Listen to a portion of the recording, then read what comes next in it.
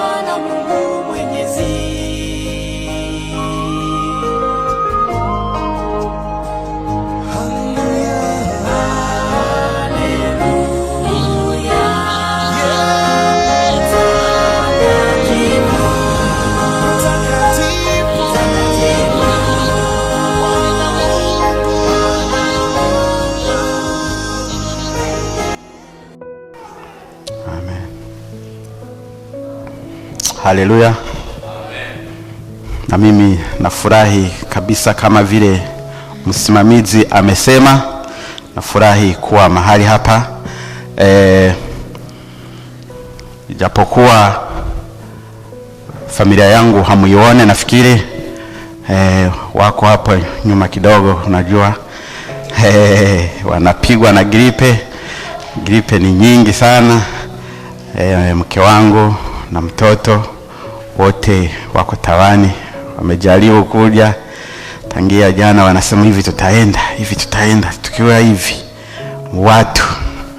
Unajua na gripe ya Sweden unaogopa ukiwa watu. Unasema hapa watu watasemaje? Wewe mwenyewe unasikia naogo kikaa watu na gripe. Leo wamejaribu na amuka sema inawezekana tutaenda, lakini bado tumenunua madawa.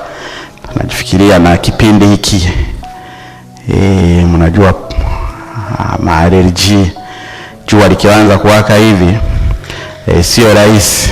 Namshukuru Mungu, mimi ndo inanionea sana, lakini bado ningaliki na kasauti.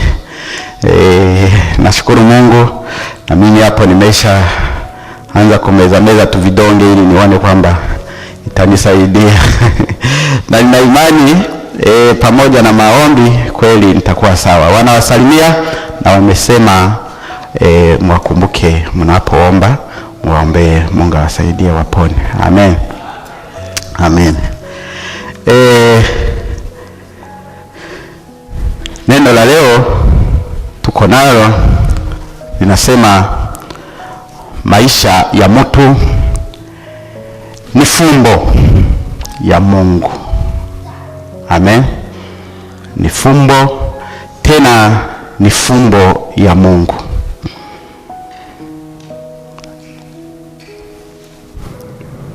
Amen. Maisha tangia mtu azaliwe kweli yanakuwa ni fumbo. Fumbo tena ambayo inajulikana na Mungu tu peke yake. Na hii kweli itupe siku ya leo kumjua Mungu, kwamba Mungu kweli ni Mungu. Kwa sababu ndiyo kuna wakati inawezekana na mtu akazaliwa inaonekana ni kawaida tu, lakini kuko na watu wengine wanazaliwa lakini kweli ukao unaona ni changamoto kuzaliwa kwake. Na sio hivyo, mtu anaweza kazaliwa lakini ukao unaona na kukomaa kwake tena kuna changamoto mbalimbali. Kuna mtu mwingine amewahi kusema eti hakuna mtu anazaliwa sana kule kwetu Afrika eti mimba yake isilogwe. Eti kama urogwe ukiwa tumboni, eti watu wanakuroga ukishazaliwa. Kila mtu. Lakini kwa sababu ni fumbo la Mungu, Mungu anaenda na epusha watu ile mitego yote wanayomtega. Unakuta mtu anakomaa, anaweza kaugua, lakini atakomaa tu, ataishi tu.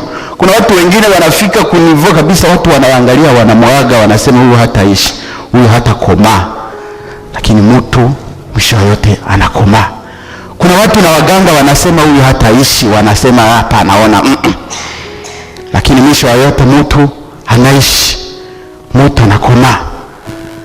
Kuna watu wanakaa sehemu, wanakaa bomu na kuji na lipua hapa pembeni, na watu wanajua wote wenye walikuwa pale wamekufa.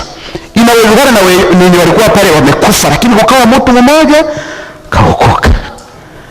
Hapa juzi tulisikia ndege iko kwa kilometri na kilometri kule juu inaanguka, watu furu wanajaa, wote wanakufa, lakini unasikia mtu anaokoka. Mtu roho bado inapiga. Hao unajifikiria kwa nini? Inawezekanaje?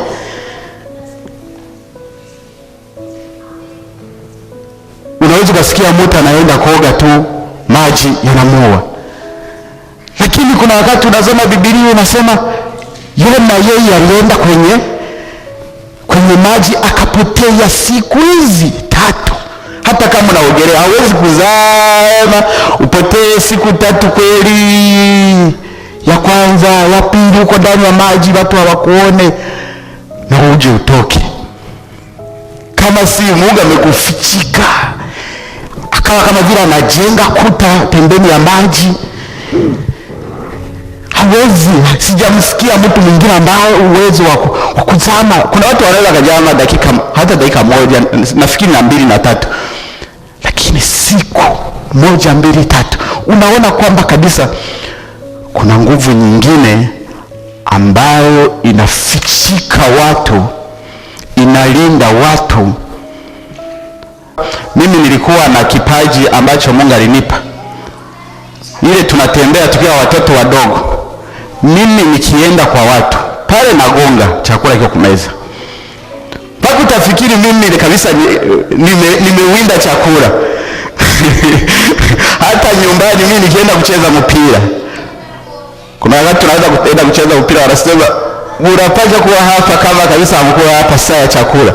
Unajua na chakula ni kidogo, hatutaanza kukatakata ugali ukate vipande 5, inabidi tukulie pamoja. Mwenye hata kuwa hapa tutakula, mimi naenda nacheza, nikirudia ni pale wanataka waombe, wao wanaweza kusema amen. Mimi nafika chakula tunakula pamoja, amen. So tunakula chakula cha kiroho hapa. Wenye unafika hapa karibu, hatujafika mbali, lakini tuna kichwa cha neno kinasema maisha ya mtu ni fumbo ya Mungu, amen. Tulikuwa tunasema kwamba kwa ufupi kwamba binadamu anapitia changamoto nyingi, na kuna wakati kweli mtu binafsi anakata tamaa. Wazazi wa mtoto wanamuona mtoto hata komaa, au mtoto hata toka kama kitu, au mzazi mwenyewe anajiona ya maisha yangu kabisa siwezi hata kuhudumia familia, anakata tamaa. Lakini Mungu anawezeshaga watu wale wenye wamesha kata tamaa. Mtu anaweza kuona mtu kabisa huyu hata kuwa kitu, kesha anageuka mtu. Huyu hata komaa, kesha anakomaa. Kubwa wakati unaangalia na mtoto hana akili kabisa, wewe kesho unaona anamaliza masomo. Na yeye anashuhudia, anasema mimi sikuwa na akili kwa masomo, ni Mungu tu. Kuna wakati mtu anafanya biashara inakataa, lakini kesho unamuona anakuwa tajiri. Kesho unamuona kabisa anaanza kuangulia magari. Kuna wakati mtu waganga wanamwangalia, wanasema huyu mtu hataishi, lakini nyuma yote anaishi. Biblia inasema mwanamke alitokwa na damu, kauzisha na vitu vyote, na yeye akaona nitakufa, lakini kwa dakika ya mwisho akapona, amen. Basi ndio hayo tulikuwa tunaongea. Maisha ya mtu ni siri ambayo Mungu ndo anaijua, amen. Na kama haujui kwamba maisha ya mtu au yako binafsi yako ndani ya mikono ya Mungu, na ni fumbo ambaye anayejua ni Mungu, utakuwa na shida hapa duniani. Utahangaika sana, utakosa usingizi, hata hamu ya chakula unaweza kuikosa kwa sababu ya kujifikiria sana. Kwa nini niko napitia haya? Kwa nini niko hivi? Kwa nini watu wananiambia hivi? Kwa nini watu wananiona hivi? Kwa nini nazaraulika? Kumbe Mungu anajua yale yote. Kuna kama vitu vinaweza kutokea mu maisha mpaka unasema kwa nini? Wanasemaga hakuna watoto wengine hata mama waliowazaa wanawachukia. Mpaka unasema ni nini? Mpaka na mama nichukie. Ndugu zako wanaweza kuchukia, unasema kwa nini? Lakini vyote viko mikono ya Mungu. Na kuna wakati kabisa Mungu anabadilisha mambo, wale watu wote wanaanza kukurudilia. Wenye walikuwa hakusalimia wanaanza kusalimia. Ndugu zako walikuwa hakupe neno kwenye vikao vya familia, wanaanza kusubiri ukifika ndo wataanza kuongea. Kwambia kwamba kuna mtu alikuwa na shamba analimisha, lakini wamoja wakakuja asubuhi, wengine saa 6, wengine saa 10, saa 11, saa tofauti. Watu wakaanza bosa akakuja akaanza kuwalipa, lakini akawa anachukia. Unaona huyu umekuja asubuhi unapokea mshahara kama mtu mwenye alikuwa jioni, anasikia mbaya. Lakini Biblia inasema kwamba bosi yeye alisema mimi ndo nalipa. Siangalie sasa umekuja, mimi ndo nina pesa zangu mimi. Wale wamekuja asubuhi watapokea sawa sawa na wenye wamekuja jioni, na wale wenye wamekuja jioni mimi nawalipa tu. Amen. Mimi siangalie umekuja asubuhi, umekuja saa 6. Mimi naangalia umekuja kutumika kwa hapa kwenye shamba langu, mimi nakulipa tu. Amen. Hapa ndani ya Mungu ndo analipa. Inawezekana utakuja saa hii lakini utapokea na nyingi zaidi tu. Amen. So Swahili bienvenue diri. Najua wameshamuelewesha kwenye lugha anayoelewa. Amen. Mimi naendelea na Kiswahili. Basi bila kukawia na samahani kama nawakawiza, lakini Mungu atatuwezesha tusome kitabu cha Waamuzi. Waamuzi sura ya 13. Amen. Waamuzi sura ile ya 13.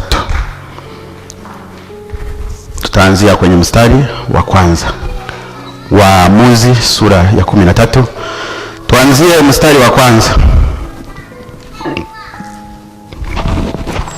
Biblia inasema wana wa Israeli wakafanya tena yaliyo mabaya mbele za macho ya Bwana. Bwana akawatia katika mikono ya Wafilisti muda wa miaka 40. Amen. Juge kwa Kifaransa, juge and judges kwa Kiingereza. Judges kwa Kiingereza, juge kwa Kifaransa, Waamuzi kwa Kiswahili. Amen. Sura ya 13 verset 13. Chapitre 13, pardon. Chapitre 13. Tutaanzia mstari wa kwanza verset 1. Tutaenda mpaka 25. Amen. Tusome wana wa Israeli. Tunaanzia mstari wa kwanza. Biblia inasema kwamba walifanya mambo mabaya. Mungu akasema hapa, mimi nataka niwapige fimbo hao watu hawasikie. Akawatia mbele kati ya mikono ya waadui ambao walikuwa Wafilistia ili wapigwe kabisa. Hiyo ndo hapo historia hii inaanzia. Mungu ameshawakasirikia kwa kumtenda mabaya. Mstari wa pili, palikuwa na mtu mmoja wa Sora. Hii ni sehemu inaitwa Sora. Palikuwa mtu anaishi huko Sora. Amen. Wa jamaa ya Wadani. Alikuwa anatoka mjamaa ya watu wanaitwa Wadani. Amen. Mpaka leo kuna watu wanaitwa Wadani. Anamuita anaitwa Dani au Dani. Amen. Jina lake akaitwa Manoa. Huyu mtu alikuwa Manoa. Manoa ni mwanamume, sio mwanamke, lakini Biblia inasema na mkewe. Tunaendelea tunasoma. Huyu bwana alikuwa Manoa na mkewe alikuwa tasa. Tasa kwa Kiswahili maana yake ni mtu ambaye hawezi kuzaa. Amen. Alikuwa hawezi kuzaa, alikuwa tasa. Hakuzaa watoto, na Biblia inafafanua. Hakuzaa watoto. Mke wa nani? Wa Manoa. Amen. Maana yake Manoa na mke wake hawakuwa na mtoto. Mstari wa 3, malaika wa Bwana akamtokea yule mwanamke akamwambia, tazama wewe sasa utasa huzai, lakini utachukua mimba. Tuseme amen. Amen. Alikuwa hazai, lakini malaika akakuja akamwambia, wewe huzai, lakini utapata mimba. Amen. Nawe utamzaa mtoto mwanamume. Amen. Basi sasa jihadhari na kuomba. Huyu ni malaika anasema jihadhari na kuomba. Jihadhari maana yake uwe makini, tafadhali. Akaongeza na kuomba, usinywe divai wala kileo. Maana yake usinywe pombe, usinywe kitu chochote chenye kinaweza kusababisha wewe uanze kulewa. Malaika ndo anamwambia ili uzae mtoto, hivi vitu vya kulewa, vya kulewesha mtu usivikunywe. Wala tunaendelea tunasoma, wala usiwe kitu kilicho najisi.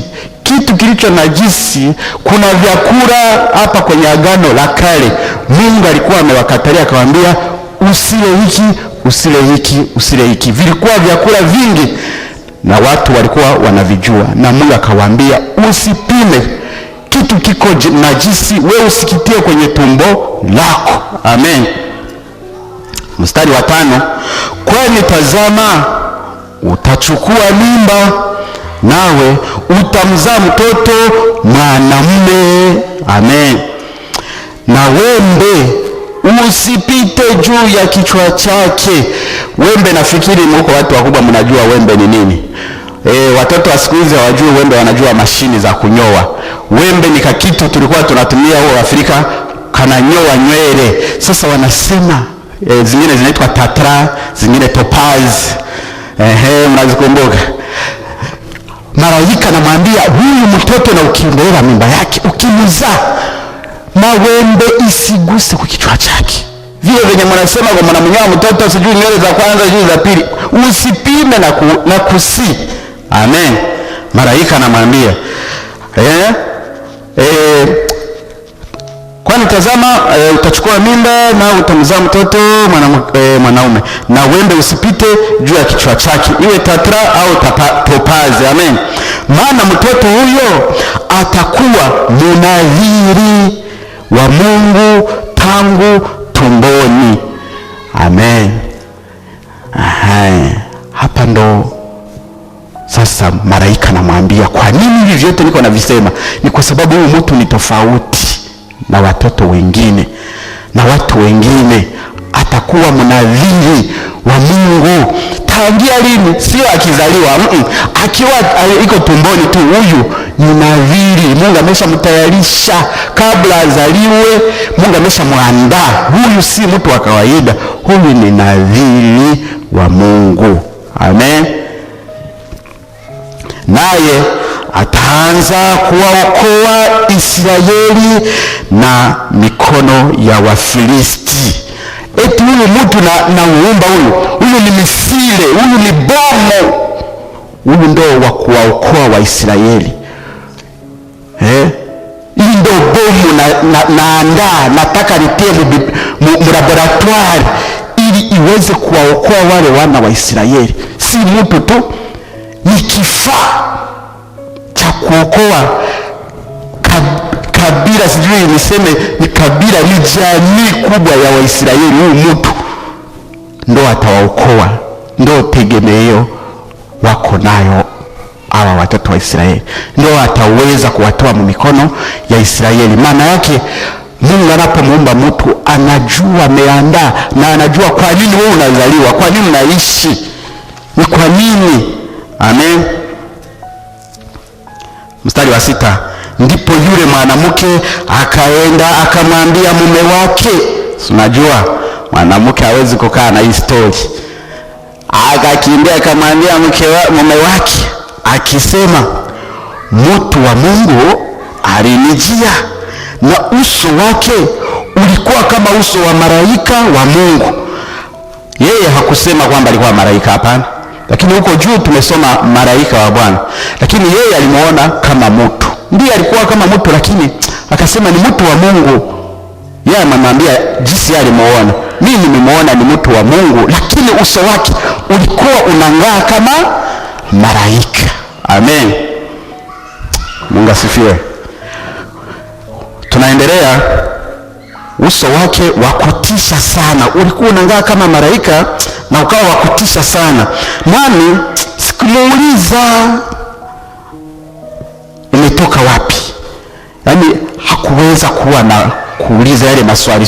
Kuna watu unadaki unasema ningejua nikamuuliza, lakini hiyo vyote vya kuuliza maswali havikutokea kwake. Wala hakuniambia jina lake, na jina hakuniambia.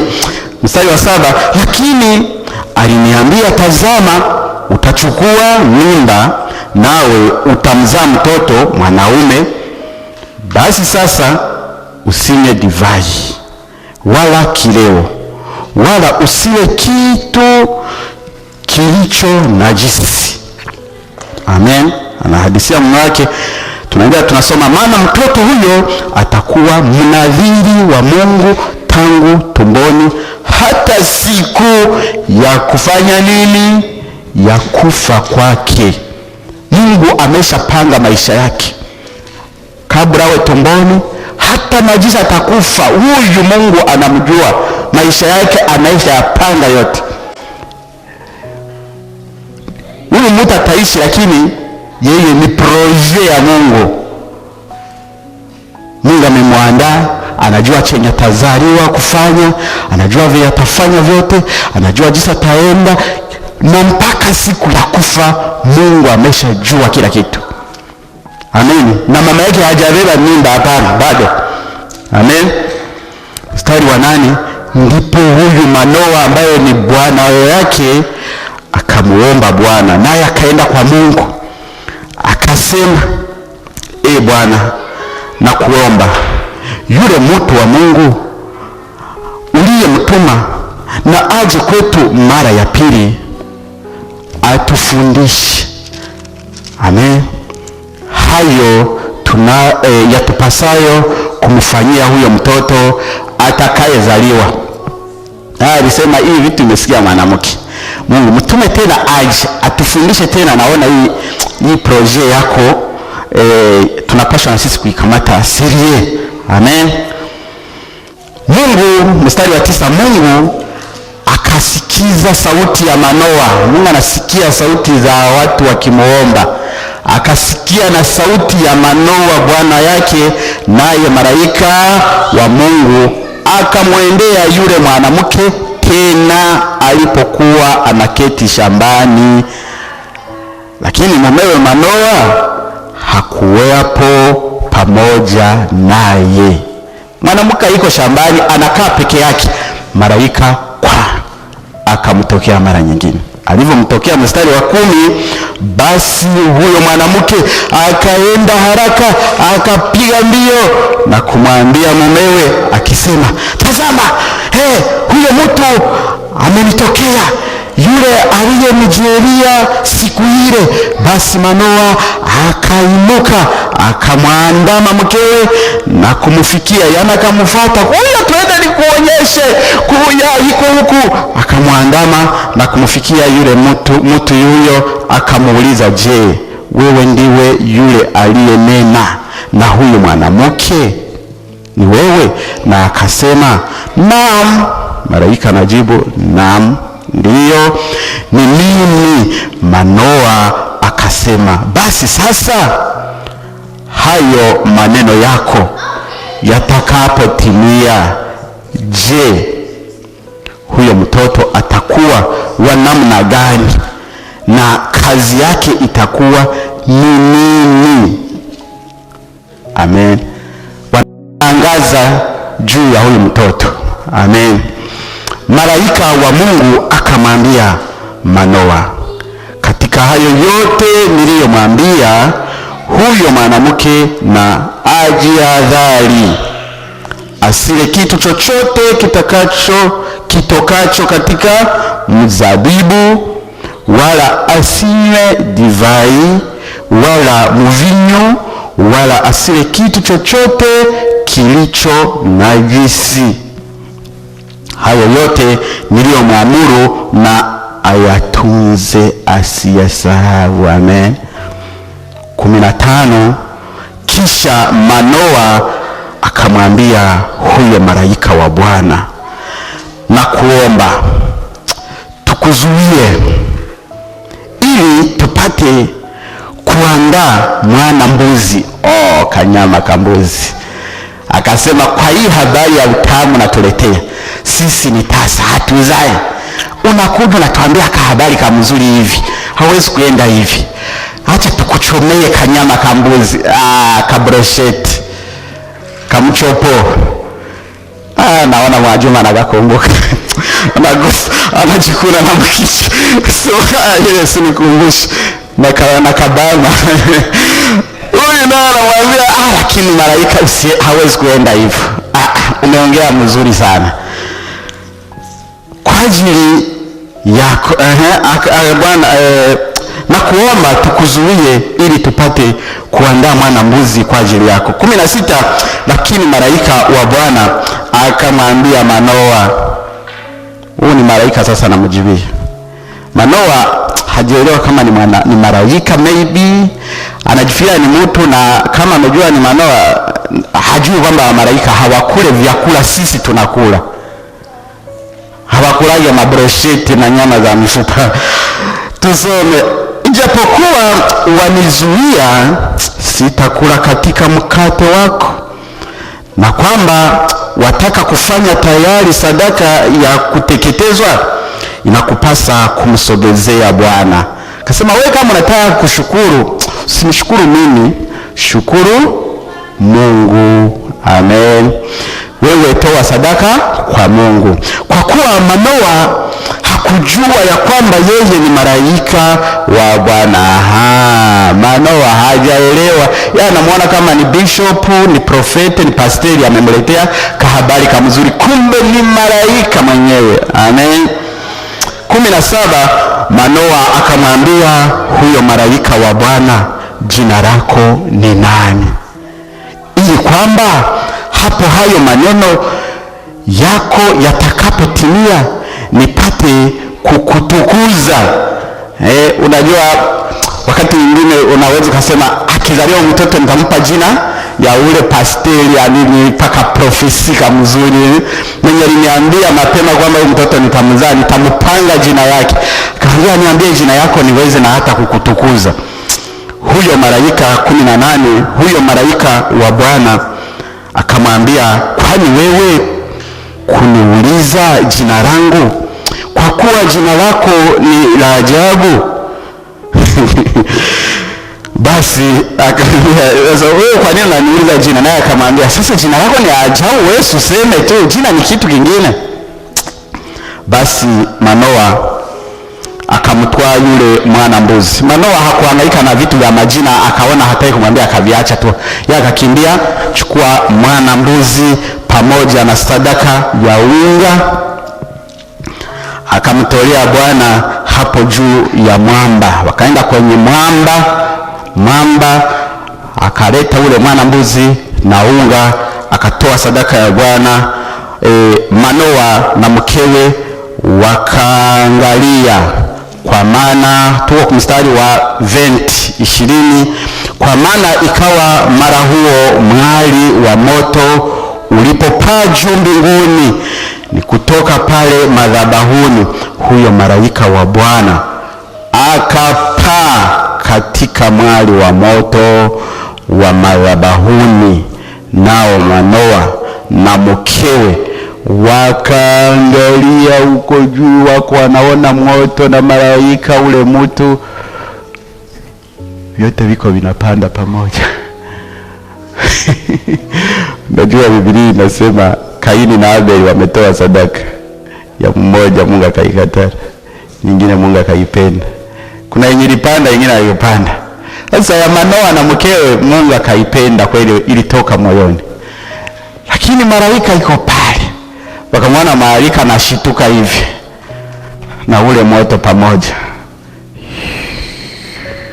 na hawajui ni malaika, ni moto. Wao wakabakia hivi wote. Sindio wakuu ya Mungu? Unamuona mtu huko naongea hivi, yeye anapanda hivi. Unafikiri ni mizaa, kumbe ni kweli. Mpaka naenda anapotea, naenda, na mlikuwa mnaongea vizuri.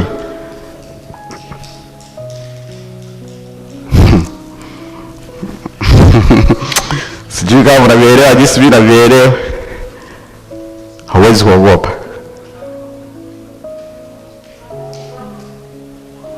Unamwona mtu mko mnaongea hivi, kama hivyo tunaongea, nikipanda hata mimi mwenyewe hivi, nikipanda Mungu afanye maji ni wewe na yeye, basi utashangaa. Huyu Mungu wetu huyu ni wa ajabu. Mungu ni hatari. Malaika wa Bwana akapaa katika mwali wa moto wa madhabahu. Nao Manoa na mkewe wakaangalia. Walivyoangalia wakainama kifudifudi. Watu walikuwa wanalala kabisa hivi na mikono mbele na miguu yote. Hiyo ndio tunataka tumalize, lakini malaika wa Bwana hakumtokea Manoa tena. Ilikuwa ya mwanzo na ya mwisho. Hakumtokea tena, Biblia inakataa. Wala mkewe, hata mkewe hakumuona tena, hakurudia. Sababu angerudia angemuuliza maswali ya mingi sana.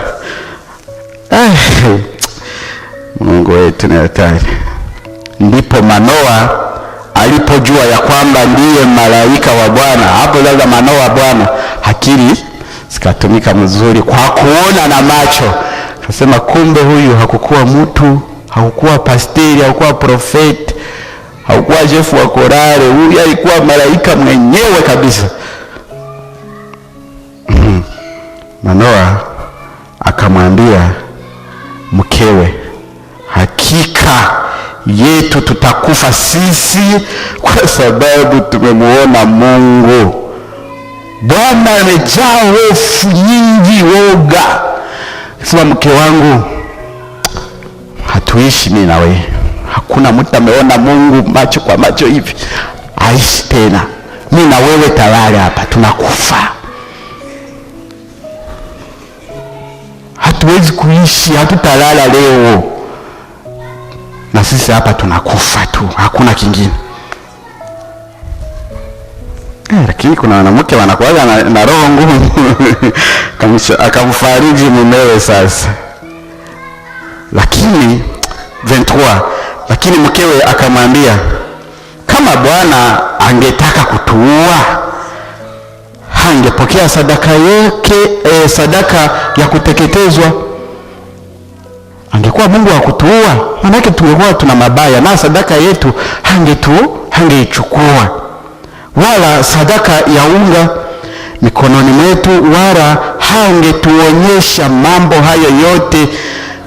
Angetuacha tukaenda kuyaonea huko. Lakini kama ameamua kuyatuonyeshea hapa duniani makubwa haya, mume wangu, wala hangetuambia mambo kama hayo wakati huu. Hangetuambia tutabeba mimba, tuzae mtoto na anataka kutuua. 24, basi yule mwanamke, haleluya, akamzaa mtoto mwanamume, akamuita jina lake Samsoni. Amen. Mtoto huyo akakuwa sasa. Bwana akamubarikia. Roho ya Bwana ikaanza kumtaharakisha Samsoni. Amen. Katika Mahanedani, katikati ya Sola. Mahanedani, sehemu inaitwa Mahanedani, iko pale katikati ya Sola na Eshtoali. Amen. Mungu awabariki sana. Tuombe. Mungu tunakushukuru kwa sababu umetuumba sio kwa ajali tunaishi. Mungu alisema hakutufanya mbuzi wangekuwa wanatukogota, wengine wangetuchoma wakatukura kama brosheti. Mungu tunakushukuru kwa sababu hakutufanya viti watu wangekuwa wanatukalia. Mungu katika katika mipango yako Mungu hakutufanya kitu kingine bali ukatuumba na ukasema nataka niumbe mtu kwa mfano wangu. Mungu tunakushukuru sana kwa upendo wa ajabu, kwa kututia kwenye mipango yako, ukatutia hapa duniani. Kupitia neno lako tunajua kwamba sisi hatuko hapa duniani kwa ajali, lakini unakusudi ulikusudia ili sisi tuko hapa. Tunakuomba Mungu utuongoze ndani ya maisha yetu, utufariji, ututie moyo, utubariki na mapenzi yako yatimie juu ya maisha yetu. Na kweli kama kuna mtu ambaye haelewe kwa nini Mungu limuumba, na kuomba ufungue macho yake mtu aelewe kwa nini iko hapa duniani. Na kama kuna mtu ana mtoto haelewe huyu mtoto wangu ikoje, na kuomba ufungue macho waweze kujua kwa nini mtoto iko hapa. Na tunakuomba kabisa, kama maisha yetu ni fumbo, tunajua Mungu mambo mengi ni fumbo kwako. Fungua Mungu, wewe ndio una uwezo wa kufumbua. Kama fumbulia binadamu akaweza kufunguka macho na kuona mbali yale Mungu umeficha. Tunakuomba tende kazi ndani ya maisha yetu, maisha yetu yakuwe mazuri zaidi, nyota zetu zingare Mungu, maisha yetu ya kupendeze hapa duniani. Tulinde dhambi, tulinde na moto wa Jehanamu, tupe mwisho mzuri katika jina la Yesu Kristo tunaomba, tunashukuru. Amen. Amen.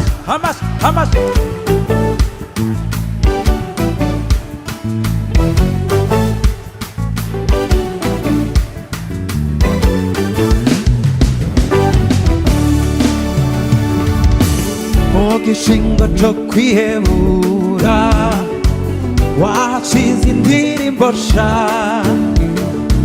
mugishingo cy'ikigandaro wahashize umunezero. Abahora bariko bararira ubu bariko baratwenga, bazanye indirimbo zishimye baterana impundu nyinshi. Mugishingo cyo kwihebura washize indirimbo sha, mugishingo cy'ikigandaro washize umunezero. Abahora bariko bararira mana we bariko baratwenga, bazanye indirimbo zishimye baterana impundu nyinshi. Bavuga bati uri mana we, uri mana y'akandi karyo, uri mana ihindura ibihe. Abatabizi nibaze ndababwire ingene wanyiyeretse. Yo uri mana we, uri mana y'akandi karyo, uri mana we, uri mana ihindura ibihe. Abatabizi nibaze ndababwire ingene wanyiyeretse.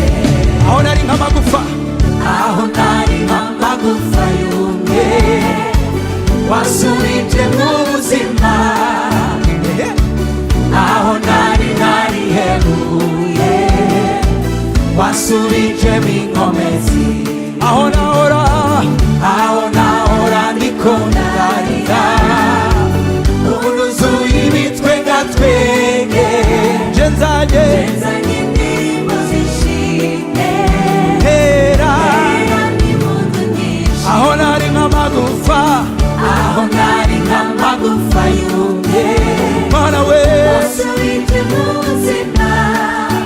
Yo aho nari heruye wasubije mu inkomezi. Aho nahora we, aho nahora ndiko ndarira ubu nuzuye ibitwenga twenge. Nzanye indirimbo zishimye. Yo ndera we tuti uri mana we, uri mana y'akandi karyo, uri mana ihindura ibihe. Abatabizi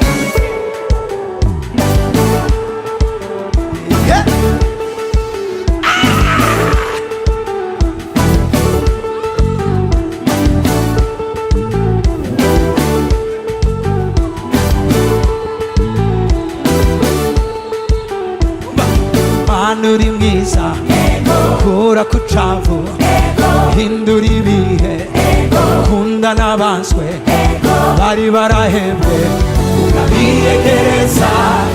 Mana uri mwiza, oh Mana uri mwiza, kura kucavu, hindura ibihe, kunda n'abanzwe, bari barahebwe, urabiyegereza.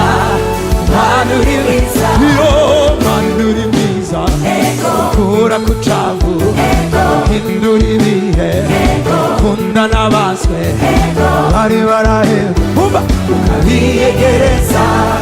Mana uri mwiza, Mana uri mwiza, kunda kucavu, hindura ibihe, kunda n'abanzwe, bari barahebwe, urabiyegereza. Mana uri mwiza, uri Mana y'akandi kanya, uri Mana ihindura ibihe, abatabizi nibaze ndababwire ingene wanyiyeretse. 1, 2, 3, go! Uri Mana y'akandi kanya, uri Mana ihindura ibihe, abatabizi nibaze ndababwire ingene we wanyiyeretse. Iyo uri Mana we, uri Mana y'akandi kanya, uri Mana ihindura ibihe,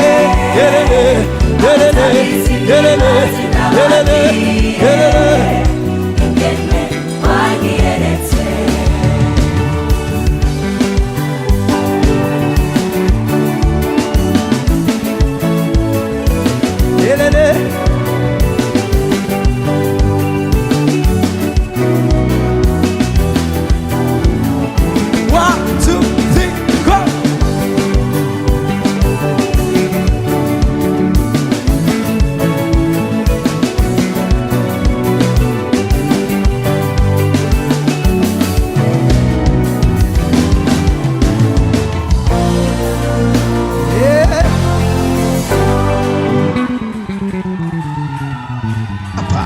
Subscribe na bonyeza hapa kwenye alama ya kengele ili usipitwe na video mpya kila inapowekwa.